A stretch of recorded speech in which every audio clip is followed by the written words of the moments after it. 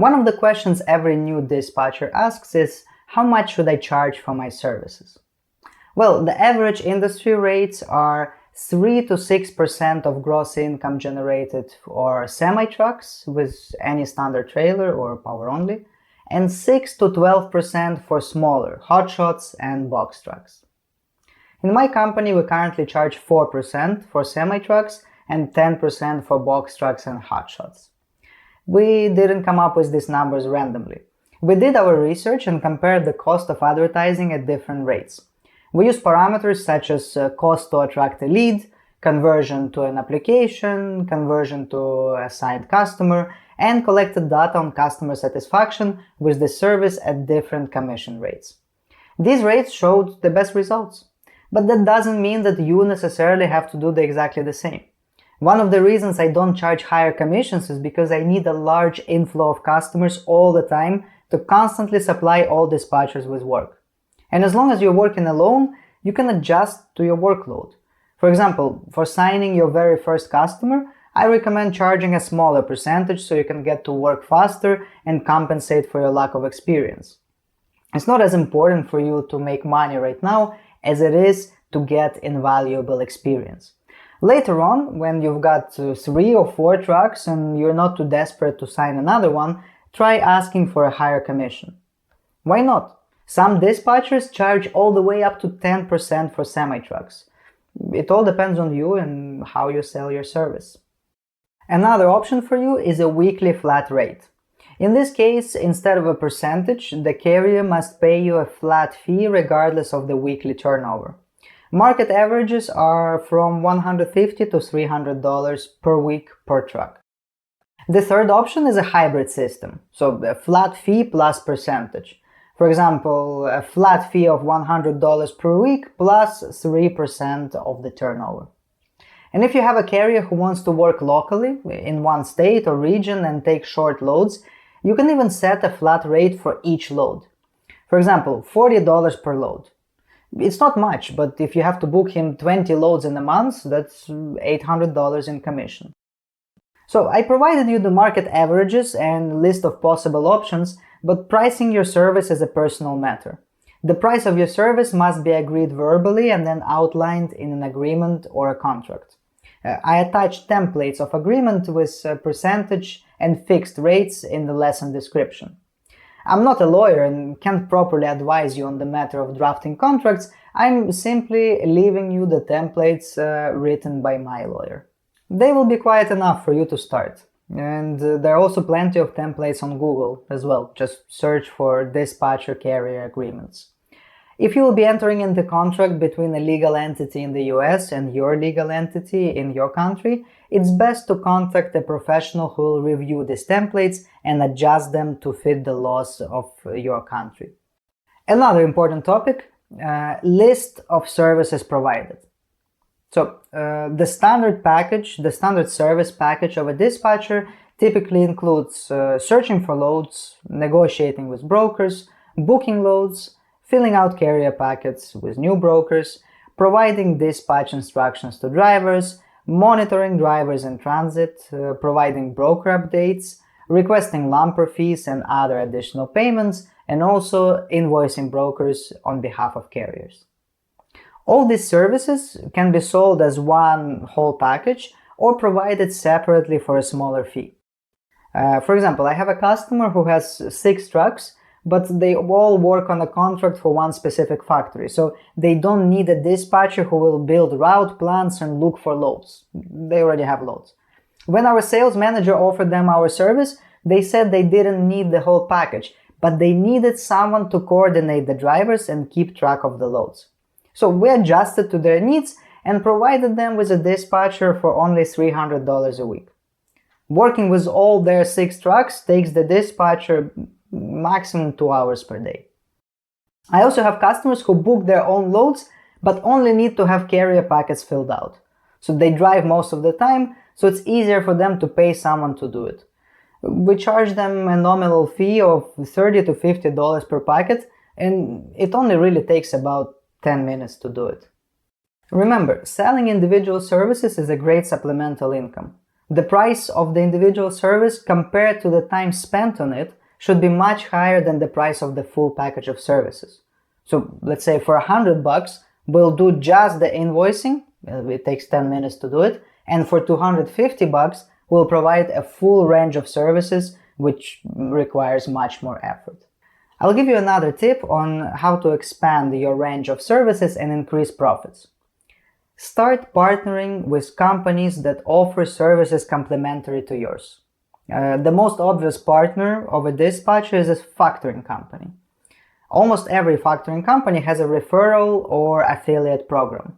And for every carrier you refer to them, they will pay you a one-time bonus or a small percentage for each load the carrier factors through them.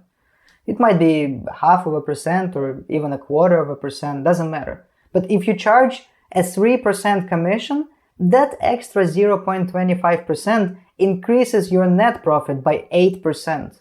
And that's huge for a business. Plus, it's a boost for your image as a professional dispatcher. You can offer carriers a package of dispatch plus factoring.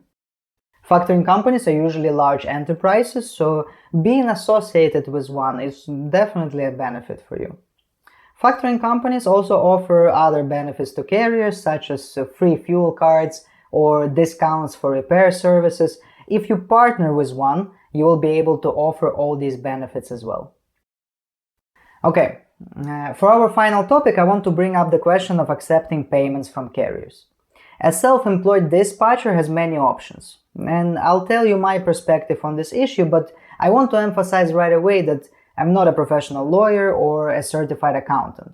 I don't have the authority to advise you on legal matters, especially in your own country, and I strongly recommend that you consult with a professional when registering your business or paying taxes or choosing a method of accepting payments. Everything I'll tell you is based on my personal experience and the experience of other dispatchers. So, at the beginning of my journey as a dispatcher, I didn't see the need to open a company in the US and accept payments into a business account. For a dispatcher located in any country, there are many options to accept their very first payments. Western Union, Payoneer, and PayPal are great examples. I'm talking about the first hundreds of dollars in the first weeks of operation. It makes sense. You're just starting out as a dispatcher. You need to get a feel of the job without investing time and money into opening a company. Many dispatchers even provide the service for free to their first customers in order to get experience. Of course, it's much easier to find a customer like that. But in my opinion, it's not necessary. But everyone has their own vision. I would simply agree with the carrier that when I find loads for them, they will pay my commission to PayPal in the first couple weeks before we get signed up properly. The next stage, if you have already decided that you will definitely do this business, is to open a legal entity in the country of your residence.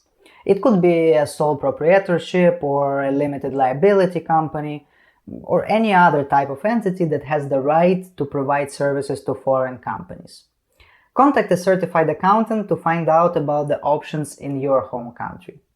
Consulting an accountant will cost close to nothing, but will help protect you from problems with legal or tax authorities. The idea is simple. Open a company in your country and provide services to American companies. It's completely normal for an American company to work with remote contractors from overseas. Just think of all the companies that hire freelancers for marketing, IT services, or web design. You can do the exact same thing with dispatching. They will be able to transfer money to your business bank account via a wire transfer or through third-party payment providers such as Wise, same PayPal, Payoneer, Stripe, or hundreds of others. All depends on what's available in your country. Once you gain experience and start growing your business, getting more customers, hiring other dispatchers to work for you, or even starting your own transportation or brokerage company, that's a stage when you might want to consider opening a business in the US. There are currently two types of legal entities that foreigners can open in the US. It's a limited liability company, an LLC, and a corporation, a C Corp. You don't need a visa or a residency or a green card to open a company in the US, unless you plan to move there physically and do business from there. You can even open a company without physically going to the US. Everything is done online. The only difficulty is opening a business bank account. Most banks require personal presence. Of course, you can get a tourist visa and fly all the way to the US, but today there are many law firms that can absolutely legally help you open a company and a business bank account in the US. Their services don't cost a fortune. They're typically from a couple hundred up to maybe $1,000 with everything included. Opening a company, business bank account, tax numbers, virtual office, everything you need. Just Google opening a business in the US remotely and really just go with any company that you like best. Opening a company in the US comes with a number of benefits. You will be able to accept payments into a domestic bank account, which will raise your company's image, help you sign up more clients, and allow you to use a number of marketing products and services that are not available to foreign companies. For example, entering into partnership agreements with large firms that work only with American companies, or even simply opening a DAT load board account under your name. On the other hand, you will have to understand US tax laws or pay a certified accountant to keep records and file tax returns for you. But in any case, if you seriously decide to expand your business, opening a company in the US will be a necessary step for growth.